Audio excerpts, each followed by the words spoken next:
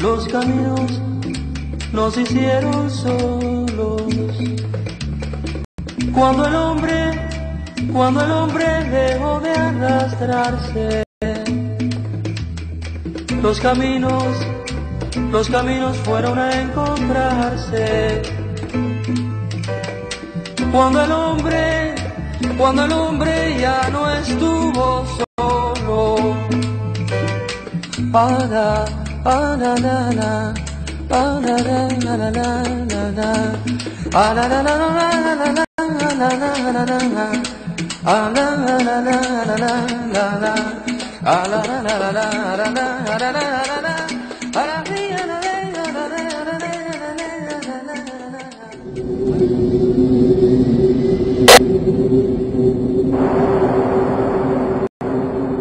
Octubre de 1963. Sobre Cuba se abate uno de los peores desastres naturales de su historia. Más de 1000 muertos y zonas enteras del oriente de la isla devastadas deja a su paso el huracán Flora. Una difícil situación económica marca el final del primer quinquenio de la revolución. 1963 es el año en que se consolida el bloqueo económico de los Estados Unidos contra Cuba. El país es declarado nación enemiga por la administración norteamericana.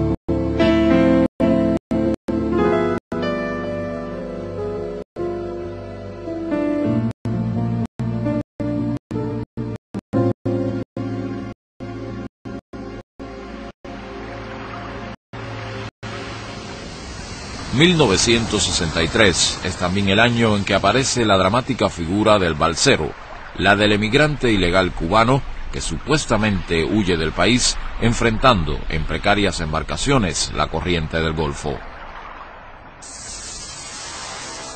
Enero de 1959. Aquí se produce la primera gran fuga de emigrantes ilegales cubanos, aquellos que sí escapaban, aunque en aviones y yates. Criminales, torturadores y oficiales del ejército de la tiranía batistiana, políticos corruptos, gente vinculada al régimen derrocado. Casi todos huyen hacia Estados Unidos, donde son acogidos sin muchos trámites. Se llevan consigo más de 400 millones de dólares robados a la nación.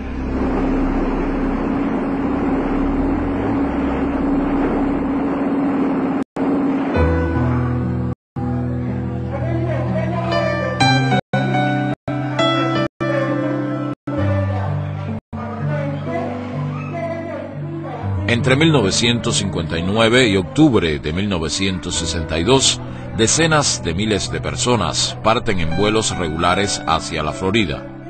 En su mayoría, proceden de sectores de la alta y media burguesía nacional. Junto a los batistianos, constituyen el núcleo duro de lo que se denomina en adelante exilio cubano. Unos se sienten afectados en sus intereses y propiedades por las leyes de la naciente revolución. Otros, apremiados por la inseguridad y el temor en un clima de crecientes tensiones.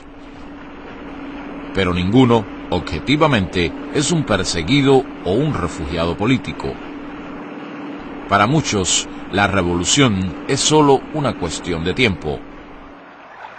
Se van en aquellos años todos los que rechazan el incipiente proceso revolucionario, incluidos los sectores más conservadores de la Iglesia Católica.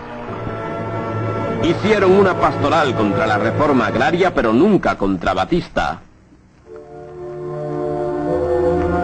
Abandonan un pueblo que lucha por su independencia y su soberanía. Dejan de ser sacerdotes para servir a los ricos.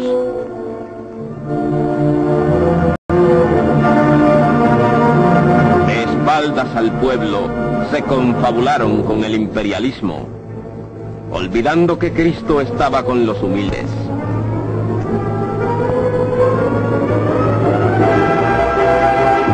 Prefieren a Franco y a Kennedy. Pero también se desatan maniobras más turbias. Diciembre de 1960. Se inicia un dramático episodio, el éxodo hacia Miami de niños y adolescentes cubanos de 6 a 16 años. Viajan solos. Sus padres han autorizado su salida de Cuba. El gobierno de los Estados Unidos les ha concedido visas especiales.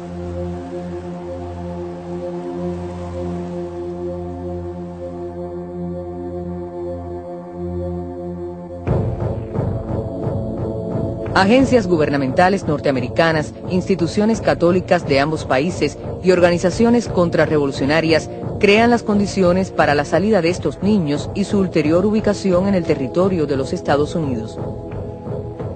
Nace así lo que posteriormente se ha conocido como Operación Peter Pan. Bueno, que mi mamá tenía un miedo, ella tenía un miedo. Real o irreal para ella, yo no sé, pero tenía mucho miedo, tanto miedo que ella prefirió separarse de mí que quedarse conmigo. Una organización contrarrevolucionaria elabora y difunde una falsa ley donde se afirma que el Estado privará a los padres de la patria potestad.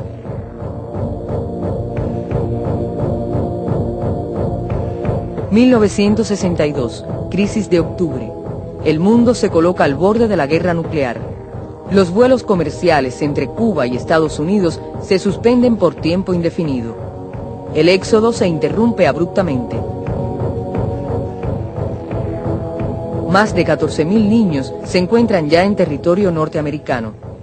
Para muchos de ellos, el reencuentro con sus padres se torna incierto. Niños separados de sus padres, familias divididas. El drama humano solo interesa en Estados Unidos por sus dividendos políticos contra la revolución.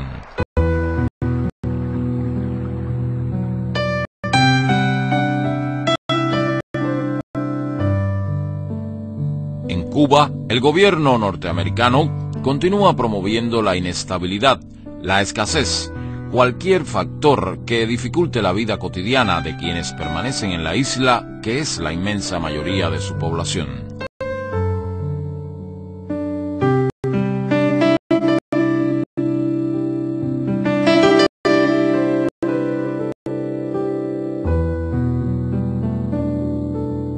Después de octubre de 1962, no hay formas normales y legales para irse de Cuba con rumbo norte.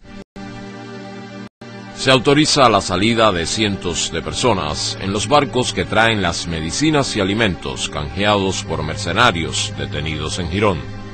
Pero el gobierno norteamericano dificulta esta peculiar opción. Como ustedes saben, el gobierno permitió la salida en los barcos que traían el pago de la indemnización, y así salieron 3 barcos. Pero en el 4.º barco, ¿qué inventaron los imperialistas? Pues inventaron un barco alemán que llegaba aquí y de aquí se iba para Alemania, para no darle chance a salir a nadie. Los Estados Unidos se convierten en la potencia enemiga de la nación cubana y su revolución. Desde entonces, quienes se van de Cuba lo hacen con carácter definitivo. Es el precio doloroso de una polarización política impuesta al país.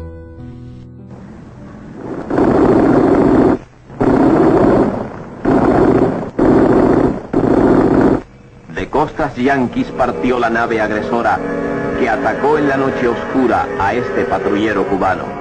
continúan las agresiones y actos de terrorismo contra la isla. Miami es la base principal de todas las actividades subversivas, con la proliferación de grupos terroristas de acción y sabotaje. Embarcaciones de cualquier nación que comercie con Cuba son ametralladas. Mercenarios apátridas al servicio de la CIA ametrallaron al pacífico mercante Sierra de Aránzazu en un intento por obstaculizar el comercio de España y Cuba. La agresión piratesca provocó la muerte del capitán y 2 oficiales y heridas graves a otros 5 tripulantes del carguero. Les Mesnoa, telegrafista del remolcador, nos dice: es primera vez que me encuentro en un caso como este. Además de eso, cuando nos íbamos acercando al barco español, un guardacosta americano trató de cortarnos la proa, o sea, interferir para que nosotros no pudiéramos llegar hasta el barco incendiado.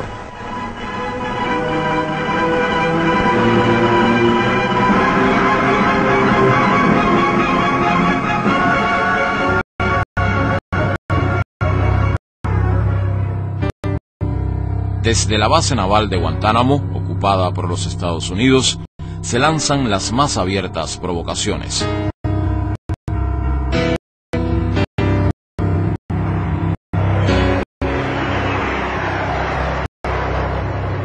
Son asesinados jóvenes guardafronteras cubanos.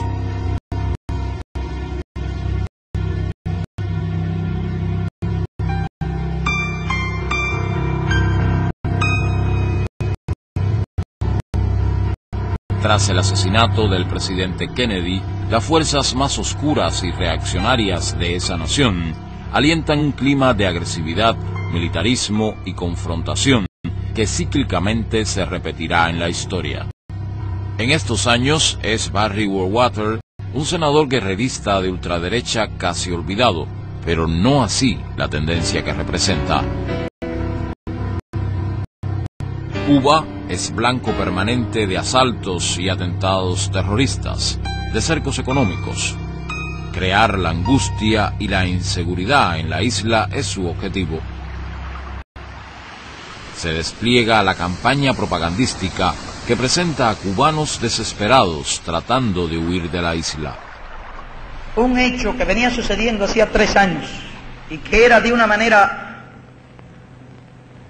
pérfida, utilizada por el enemigo para hacer campaña contra nuestra revolución. El caso de los individuos que cuando fueron suspendidos los vuelos entre Cuba y Miami, se quedaron con un pie aquí y el otro allá. A fin de desenmascarar definitivamente al imperialismo yanqui en este aspecto, formulamos las declaraciones que ustedes conocen el día 28, y cuando con posterioridad dijeron que eran algo vagas y ambiguas, así como que no habían sido presentadas por canales diplomáticos, hicimos una segunda declaración muy clara y muy concreta para dejar definitivamente zanjada la cuestión. En 1965, el gobierno cubano enfrenta esas maniobras, abriendo en Camarioca, provincia de Matanzas, un puerto libre por el cual pueden partir sin restricciones todos aquellos ciudadanos que quieren irse a los Estados Unidos. Cientos de embarcaciones recogen a miles de personas que desean reunirse con sus familiares o que se sienten afectadas por el proceso revolucionario.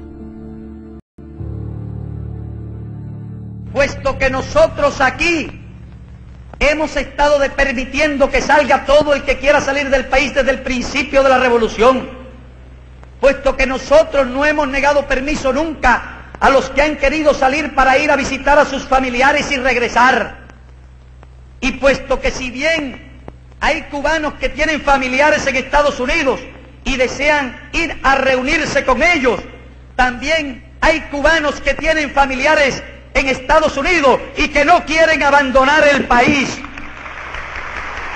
Y ya que el señor Johnson junto a la Estatua de la Libertad se tomó la molestia de condimentar su declaración con todas estas pamplinerías acerca de libertad.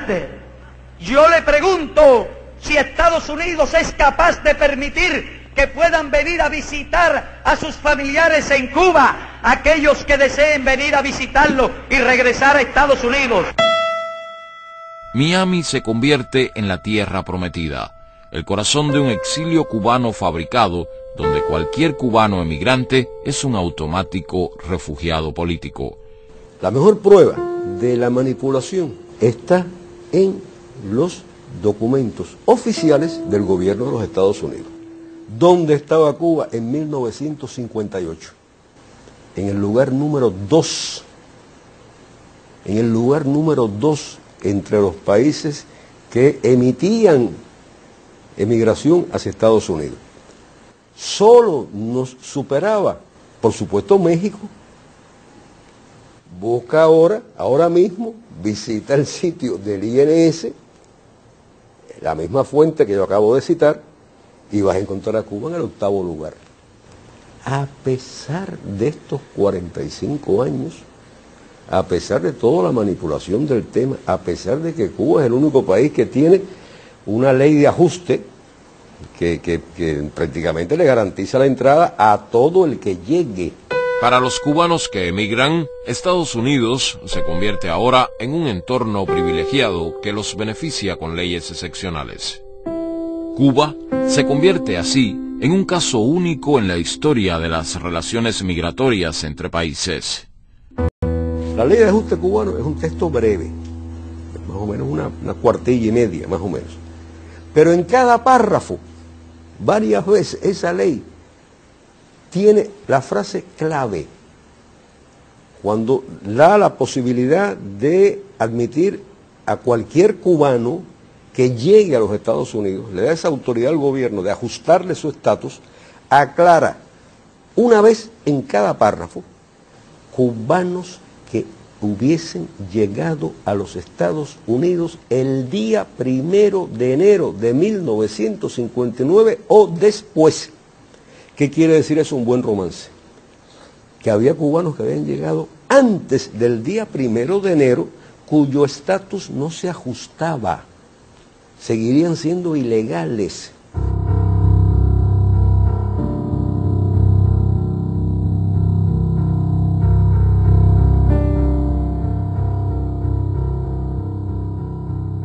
Yo diría que aunque alguna gente fuera de Cuba no lo crea, esa imagen de un pueblo que trata de escapar, de irse para otra parte, se le puede aplicar a cualquiera menos a los cubanos, porque es el único pueblo de la tierra que durante casi medio siglo, amigo mío, de casi medio siglo, ha tenido la posibilidad de tener asegurada la vida legal en el país más desarrollado del planeta, que además está a 90 millas de distancia. Si le dan ese privilegio a otros pueblos mucho más al sur, yo estoy seguro que habría oleadas que atravesarían valles, montañas, moviéndose. Así ha sido a lo largo de la historia. Pero las administraciones norteamericanas tratan de forzar el curso de la historia. La CIA sigue fomentando la violencia terrorista contra Cuba.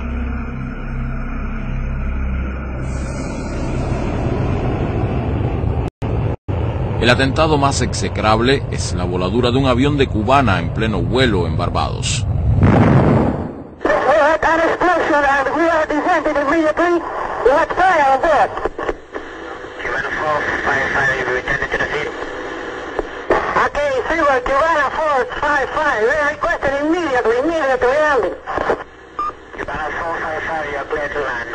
¡La puerta! ¡Cierra la puerta!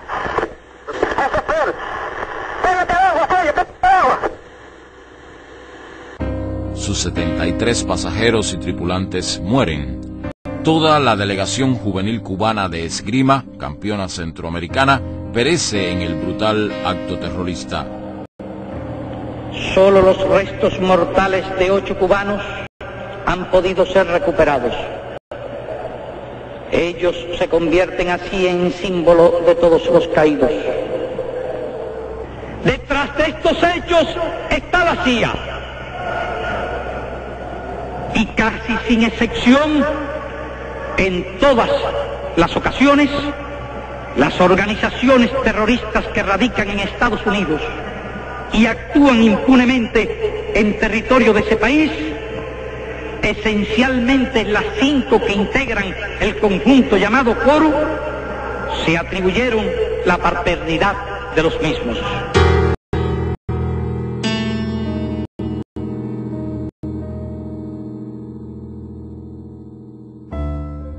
Sin embargo, a pesar de esta atmósfera de confrontación y de odio, algo comienza a cambiar en ambos lados del estrecho de la Florida.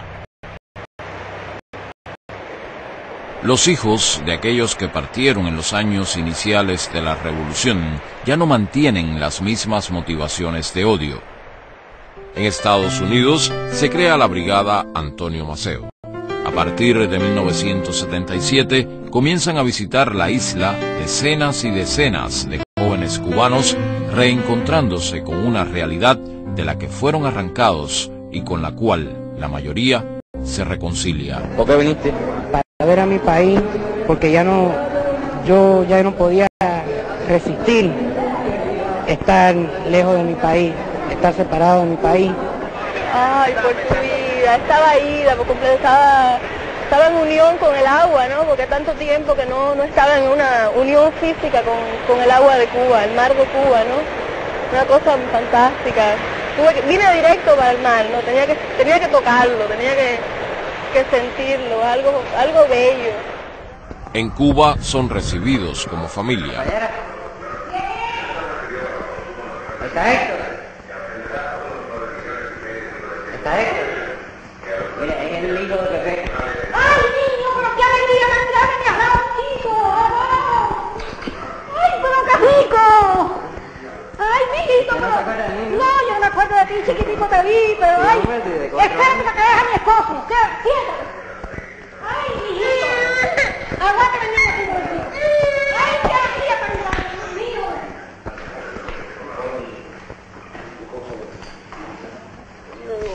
Igualito, carajo. Buena. ¿Quién se cuenta acordar de mí, no? Oye, ¿cómo no? ¿Cómo me voy a acordar de ti? Soy yo, mire. Mira, mijito. Qué lindo, ¿qué tal? ¿Y su papá? Muy bien, muy bien. Oye, ¿y compadre cómo ha reaccionado a tus posiciones eso? Pues nosotros siempre hemos tenido problemas, ¿no? Pero siempre más o menos yo trato de evitar la cuestión, pero este viaje a Cuba ya fue una cosa que... Sí. Yo conozco a tu padre. Tu padre y yo nos queremos mucho, pero siempre teníamos disputas por mi posición y la de él. Allá no nos llevamos por su posición y la mía. Hace mucho rato que soy comunista en todo. Entonces él no. El viejo reaccionó que él no me dijo nada, ¿no? Sí. Se puso, se encabronó. Entonces se fue para el cuarto y la vieja se fue detrás. Entonces ella salió después y me dijo, mira, le dice tu padre que te largues de la casa y que no vuelvas más. Y si le da un ataque al corazón a tu padre es culpa tuya y tú no te aparezcas en el funeral porque es culpa tuya. Para tratar de ablandarlo a uno. El supuesto exilio cubano no es una comunidad homogénea. Yo soy cubano, yo no he renunciado nunca a mi nacionalidad cubana. Soy residente de los Estados Unidos, pero ni siquiera he pensado nunca en convertirme en ciudadano americano. No me atrae, no le veo... No quisiera ser un americano. No quisiera ser parte de lo que está ocurriendo, de lo que son ellos, pues de lo que me representan a mí al menos. Pensando en todo el tiempo que han estado ustedes lejos de Cuba y nosotros sin ningún contacto con ustedes. Es la idea de que el sentimiento de la patria es fuerte. Realmente eso es lo que está presente aquí en este proceso. Déjenme decirle que no les quepa la menor duda que nosotros los consideramos ustedes parte de nuestra familia. Yo creo que ha crecido el país.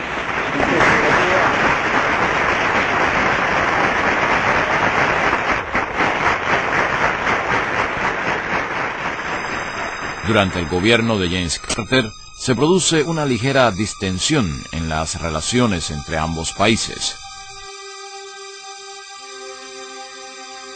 pero figuras dentro de su gabinete y la propia CIA insisten en el empeño subversivo. La política de estimulación a las salidas ilegales desembocan en actos de violencia. Elementos marginales intentan forzar condiciones de asilo en distintas embajadas acreditadas en La Habana. La manipulación mediática contribuye a una divulgación tergiversada de esas peligrosas prácticas subversivas que conducen a los sucesos de la Embajada del Perú en abril de 1980. Un ómnibus se proyecta contra esa sede con más de una decena de individuos dentro. Muere un custodio cubano. La actitud poco cooperativa y provocadora del entonces gobierno peruano genera la decisión de Cuba de retirar las postas que cuidan esa instalación. En poco más de 48 horas, unas 10.000 personas penetran en los predios de esta sede diplomática. Elementos marginales y delincuentes se adueñan del control del lugar. Estos no representan a todos los cubanos como se difunde en los medios de prensa extranjeros. La mayoría de los ciudadanos que acudieron a la embajada pensando en una rápida salida sin trámites se ven envueltos en lamentables escenas de violencia. De noche no se veían tanto las cosas, pero cuando amaneció que empecé a mirar bien, que se veían más a las claras las cosas. De noche todos los gatos son pálidos. ¿Qué es la cosa? Vaya el aspecto de ellos, su cosa, tatuado, una gente que se jote de que era una crápula. Como si todos los delincuentes de La Habana se hubiesen metido ahí.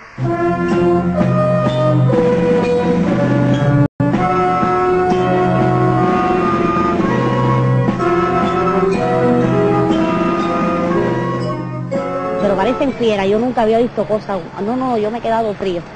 Caballero, que en nuestro país se dé eso. Gente fiera, pero fiera. No, eso es horrible, horrible. Yo quisiera que usted viera eso.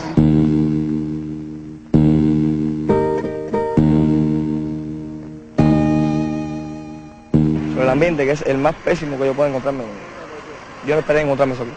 Esperé encontrarme un poquito más de unidad y un poquito más de ¿cómo le puedo decir? De solidaridad, ¿no? Entre todas las personas aquí reunidas. Pero aquí es, sálvese el que pueda. Voy a vivir yo y el otro, que si puede vivir, viva. ¿Y por parte de quién tú crees que han sido utilizados ustedes? Precisamente por parte de los países que están en contra del gobierno revolucionario, y como que nosotros de cierta manera tenemos problemas por los cuales no queremos permanecer más en este país, pues nos lanzamos en esto que yo ahora llego a la conclusión que de cierta manera puede ser una locura.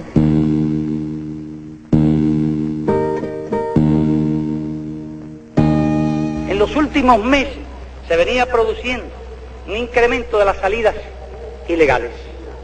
Los individuos secuestraban embarcaciones, se llevaban a los tripulantes como rehenes muchas veces, entonces eran recibidos en la Florida como héroes, como disidentes, como patriotas, etc. Y se lo advertimos reiteradamente por los canales diplomáticos, se lo advertimos también públicamente, porque de eso hablamos precisamente el 8 de marzo, Día Internacional. Esperamos igualmente que adopten medidas para no estimular las salidas ilegales del país. Ya una vez tuvimos que abrir el puerto de Camarioca. Que no se imaginen que nosotros no tenemos respuestas para políticas. Será la política, la revolución, la idea de la revolución. Y es que la obra de una revolución y la construcción del socialismo es tarea de hombres y mujeres absolutamente libres y absolutamente voluntarios. Cuba facilita la solución de la crisis abriendo el puerto del Mariel. En unos 6 meses, aproximadamente 125.000 cubanos parten hacia la Florida en cientos de yates y embarcaciones provenientes de territorio norteamericano. Para algunos, parece hacerse realidad el paraíso prometido de la sociedad de consumo americana que les abre sus puertas. Yo me voy para los Estados Unidos, el país de los sueños y de la maravilla, donde abundan mucho los dólares. Ya cuando llegue allá, lo primero que voy a hacer es darle un saludo a Carter, ya que nos está esperando con el corazón y los brazos abiertos. Vamos a comer amor y a marcar chicles y a ganar dólares. La motivación económica de la oleada migratoria se hace más evidente. Es difícil seguir manteniendo el concepto de refugiados políticos para decenas de miles que buscan abrirse camino en la rica sociedad norteamericana. El conflicto migratorio alcanza ahora proporciones inéditas de enfrentamiento dentro del país. La gran mayoría del pueblo sale a las calles a defender las posiciones del gobierno revolucionario.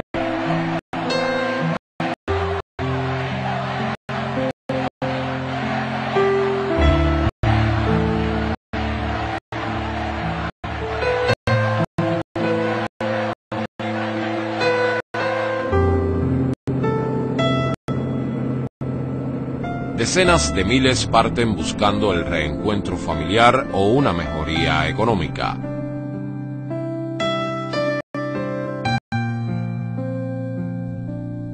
No todos corren la suerte añorada. Cientos de los llamados Marielitos se consideran excluibles y son encarcelados.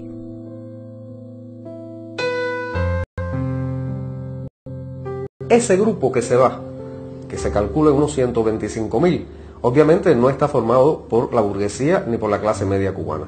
Es un sector que, si uno compara con los grupos sociales cubanos, con los obreros, con los trabajadores de los servicios, con los trabajadores administrativos, se va a encontrar que hay una relativa analogía.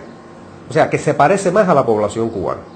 Tanto es así que cuando ese grupo llega a los Estados Unidos, hay algunos viejos representantes de la clase alta cubana que se habían ido en los principios de los 60 que empiezan a decir, estos no son cubanos.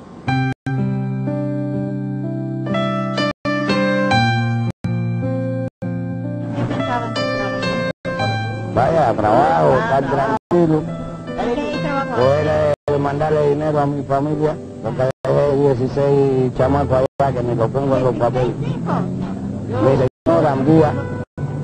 ¿Qué piensas de tu futuro? De mi futuro, yo me quedé ya con 53 años, ¿qué futuro tengo? Para Cuba, el futuro es incierto con la llegada de Ronald Reagan al poder. Durante su campaña, había abogado por un bloqueo naval a la isla. La propia política norteamericana va favoreciendo el proceso de integración de esas comunidades cubanas que cuando pasa la primera década, ya no es la década del 60, estamos en los años 70, pasa una segunda década, llegamos a la década del 80, han pasado 20 años, la gente ha envejecido, las maletas están preparadas para el retorno, pero siguen allí, y un poco la mentalidad acerca de la inmediatez de ese regreso se va posponiendo. Lo que queda, por tanto, es la necesidad de enfrentar el mundo en que viven, donde tienen los negocios, donde tienen los intereses, donde tienen los nuevos amigos, el nuevo círculo social en que se desenvuelven, y esto va conduciendo a un proceso de inserción, digamos, de integración en la sociedad norteamericana, pero que no es solamente un proceso espontáneo o natural. Está estimulado, está favorecido o está catalizado por esa propia política norteamericana que los ha beneficiado con el programa de refugiados, con la ley de ajuste cubano, y ha permitido que sean reconocidos desde el punto de vista de su inserción dentro del sistema político de los Estados Unidos en la década de los 80. Sin embargo, el gobierno norteamericano no puede prescindir de un control migratorio. Paradójicamente, bajo la administración republicana de Reagan, se firman los acuerdos migratorios de 1984. Estados Unidos se compromete a entregar unas 20.000 visas anuales, pero solo se entregan poco más de 11.000 en el conjunto de los 10 años siguientes. Lo ético, lo honrado, lo humanitario sería, ya que tienes esa política de admitir a cualquier cubano, es a cualquier cubano que te pida la visa dársela. Si no me queda más remedio, si cada vez que vengo aquí me denegan 3 veces, 88, 90, mira la última aquí, 92, me voy en una balsa, mi familia la tengo allá, la otra mitad aquí, ¿qué hago? Esta es la 4ª vez que yo vengo aquí, la 4ª vez. quiero ver a mi hija, no sé si la puedo ver. Ya vi en el Downtown Miami. Ahora, no me da opción, la única opción que me queda es tirarme al mar, más ninguna, y estoy haciendo una balsa. Se lo digo para que lo sepan. La intención continúa siendo la de crear trabas y utilizar el potencial migratorio cubano como un factor de descontento y desestabilización interna. Hechos más graves se generan, como el secuestro de embarcaciones y aviones. No se podía hacer ninguna resistencia porque estábamos atados, estábamos amarrados, mano y pie, y no podíamos hacer ningún tipo de movimiento ni nada de eso. 4 humildes pescadores pinareños miran hoy el mar y señalan el lugar por donde salieron el 2 de agosto a cumplir su faena por 10 días. Jamás imaginaron un secuestro y mucho menos vivir una historia que resultó tan amarga. Íbamos secuestrados y desde el primer momento siempre tuvimos la decisión de virar para Cuba. De virar aquí para Cuba conjuntamente con nuestros familiares. Pero hay casos más trágicos, como el intento de robar una lancha en la playa de Tarará, que conduce al brutal asesinato de 4 jóvenes guardias cubanos. Para Cuba, la década de los 80 termina enfrentando la disolución del campo socialista y el más peligroso intento de aislar y asfixiar al país. La isla pierde sus más importantes mercados. Los Estados Unidos refuerzan las leyes del bloqueo económico. En el caso de Cuba, la crisis económica tiene un papel importante. El malestar creado por la crisis económica afecta a toda la población. Trataron de secuestrar la lancha de regla con cuchillo, alguno creo que resolvió una granada. Ellos se quedaron sin petróleo por no tener conocimiento de esa lancha. Los casos de violencia y asesinatos continúan. Es una cadena de hechos agresivos que culminan en el verano de 1994. Una de las lanchas que cruza el puerto habanero es secuestrada. Alentados desde estaciones radiales de Miami, disturbios y actos de vandalismo se suceden en un ambiente tenso.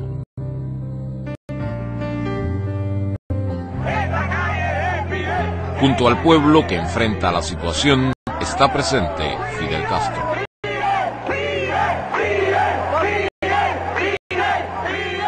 El gobierno cubano toma una decisión crucial. Tendremos que darle instrucciones a los guardafronteras de no obstaculizar la salida de embarcaciones que quieran viajar a Estados Unidos. Comienza la llamada crisis de los balseros.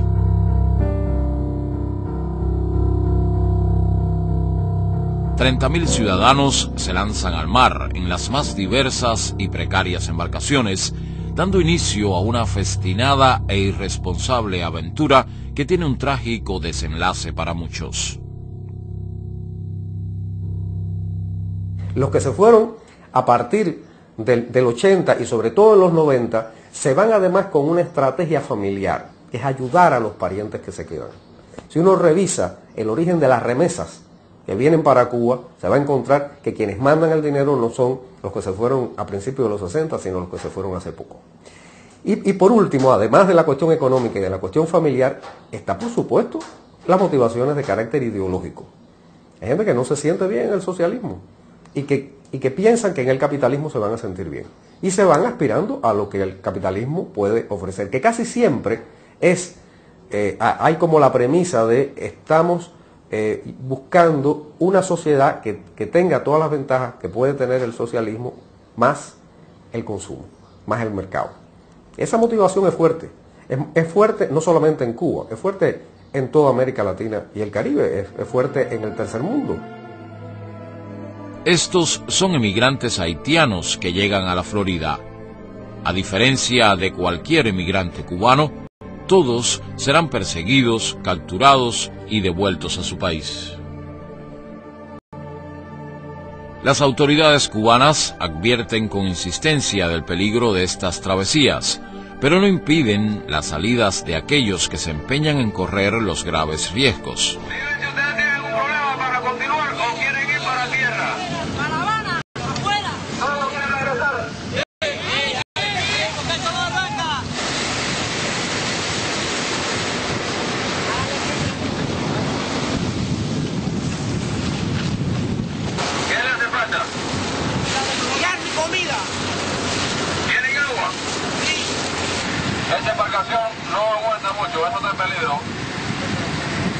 cámaras están sueltas y van a perder la vida.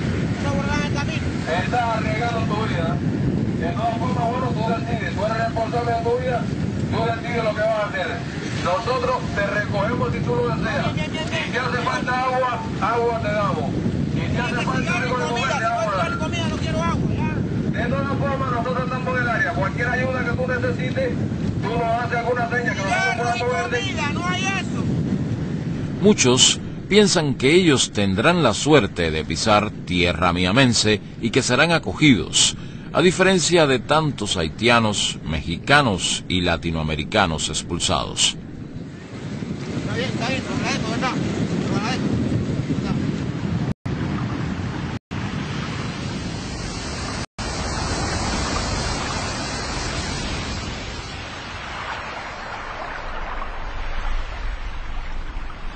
Para el gobierno norteamericano, esta situación vuelve a ser contraproducente. Firman los nuevos acuerdos migratorios de 1994.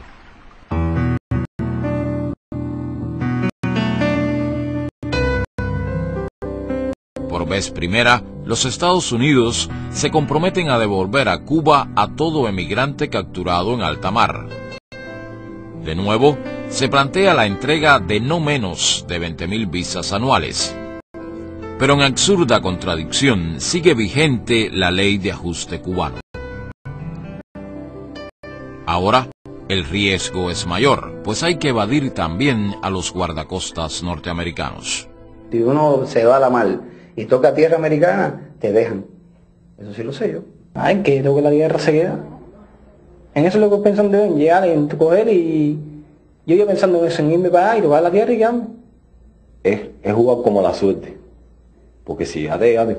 Cubanos se siguen lanzando al mar con la ilusión de lograr pisar tierra americana y ser aceptados. Salimos bien, por ir para allá. Pero cuando íbamos más o menos como a 5 o 6 millas por ahí, eso empezó el mar a ponerse bravo. A virar, se perdió la brújula. ¿Y usted dejaba algún familiar aquí? Sí, mi hija y mi dos nietas. Jamás y nunca en mi mente, yo creo que yo estaba ilusionada, porque ya allá adentro perdí la razón completa. Es que yo no sé ni nadar, yo no sé ni cómo yo me metí en eso ahí.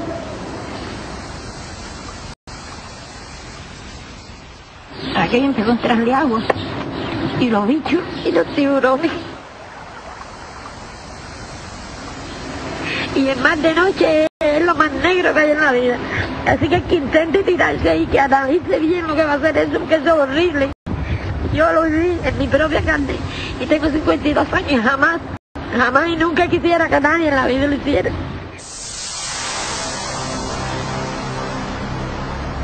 Es el turno de los traficantes y contrabandistas de seres humanos. Trágicos naufragios y decenas de muertos provocan criminales inescrupulosos que prometen rápidas entradas en Estados Unidos. Si hay un mensaje que le podemos dar a la comunidad es que a los contrabandistas solo les interesa el dinero, no les interesa la seguridad de las personas con quienes trafican. Cada vez que un ilegal llega a Estados Unidos, genera a su vez el deseo o la necesidad de reunir allí a familiares y amigos, multiplicando y potenciando las salidas ilegales. La famosa ley de ajuste cubano engendra ese fenómeno, que en nada beneficia a la sociedad norteamericana, y jamás Estados Unidos podrá restablecer la disciplina en sus propias costas mientras esa ley exista. Sobre las altas autoridades pasadas y presentes de ese país cae enteramente la responsabilidad de los que a lo largo de 3 décadas han perecido o corren todavía el peligro de perecer en esas aventuras, fruto de una política inmoral, anacrónica y carente absolutamente de ética y sentido humano.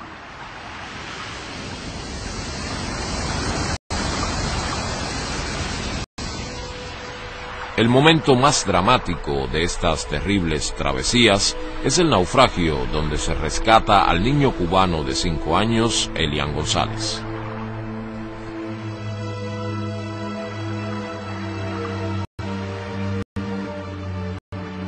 Su madre muere ahogada junto a otros pasajeros ilegales.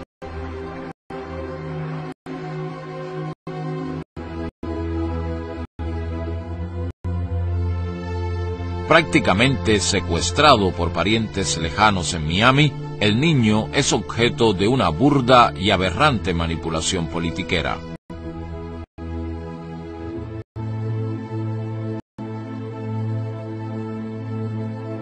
Nosotros sabemos que lo mismo que en Cuba, que en Estados Unidos, hay personas de buen corazón y personas que no inmiscuyen la política en un problema tan delicado y tan duro para nosotros como es este.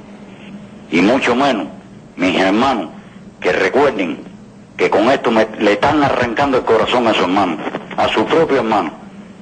Es todo lo que quería decir. Don Juan, muchas gracias y mucha suerte con este episodio. No sé, don Lázaro, si se quiere despedir de su hermano en La Habana. Sí, cómo no. Que esté tranquilo, que todo va a salir bien. Todo va a salir bien con el corazón afuera, ¿verdad, mi hermanito? Con mi corazón afuera va a salir bien.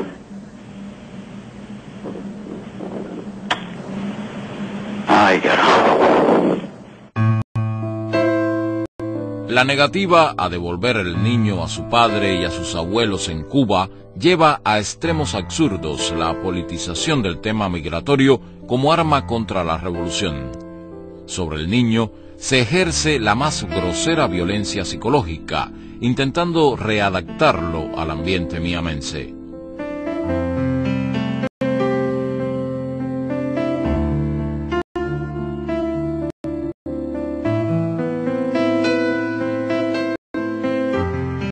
Comienza un largo proceso judicial que centró la atención del mundo.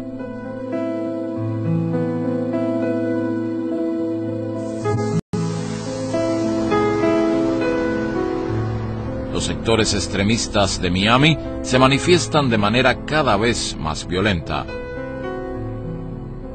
Es una espiral de fundamentalismo irracional que preocupa a los propios norteamericanos. En Cuba, el pueblo a lo largo de toda la isla reclama el regreso del niño a su familia.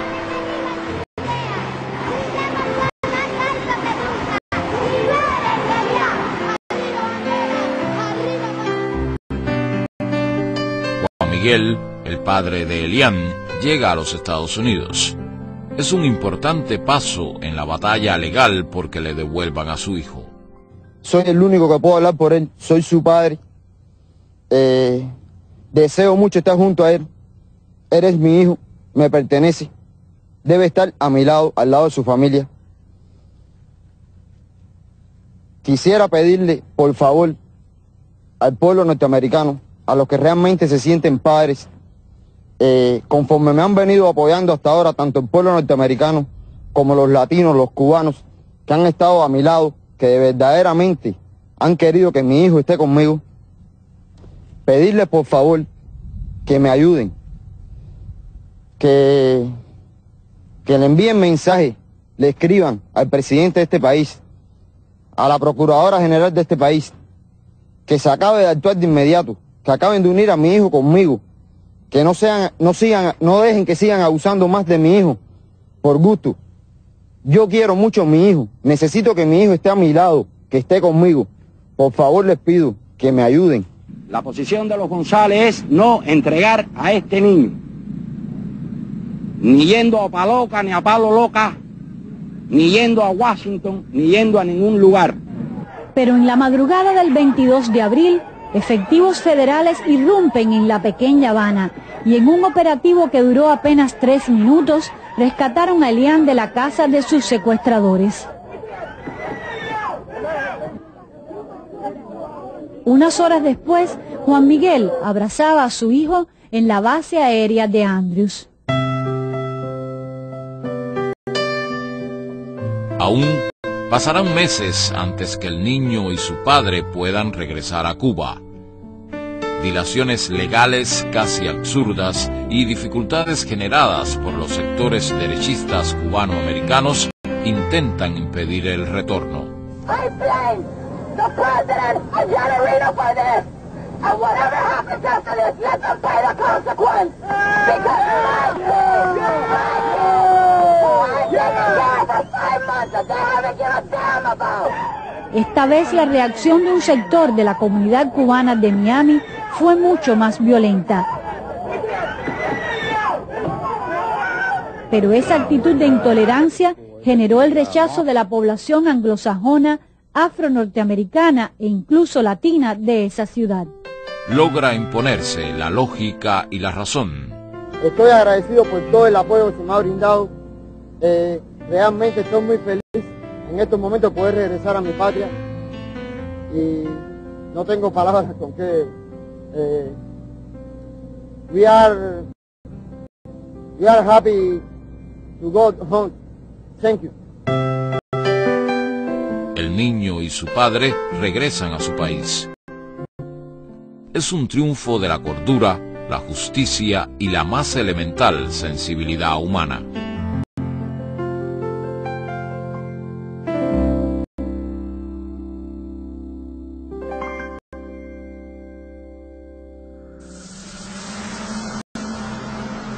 Pero el país debe de nuevo enfrentar otra administración norteamericana. Un gobierno que reactiva el acápite de la ley Helms-Burton, que convierte el tema migratorio en una amenaza de agresión directa. En ese mismo momento, en el que había gente además en Miami, desfilando por las calles de Miami, una gran marcha organizada por una coalición presidida por Orlando Bosch, el mismo que dirigió la voladura del avión de Cubana en el 76, diciendo que primero Irak y después Cuba, antes de atacar Irak. En ese momento te dicen eso, y eso lo acaban de reiterar hace unos días, que cualquier movimiento incontrolado de migrantes de Cuba hacia Estados Unidos constituye un ataque a la seguridad nacional de Estados Unidos, en un mundo en el que ya eso es la fórmula para el ataque militar. Como en los inicios de su revolución, la isla tendrá que seguir enfrentando no solo la corriente del Golfo y los huracanes. Su inevitable proximidad a los Estados Unidos es parte de su camino y de su dramático destino como nación.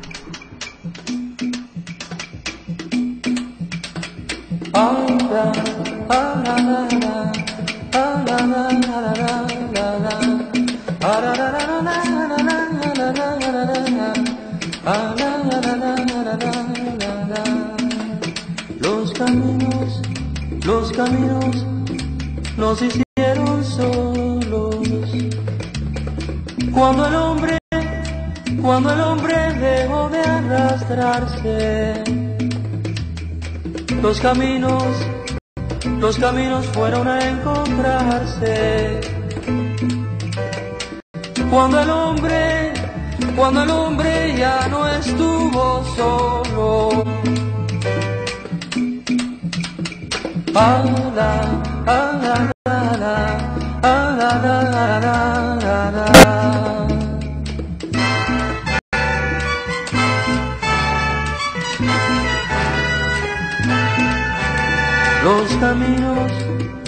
Los caminos que encontramos hechos son desechos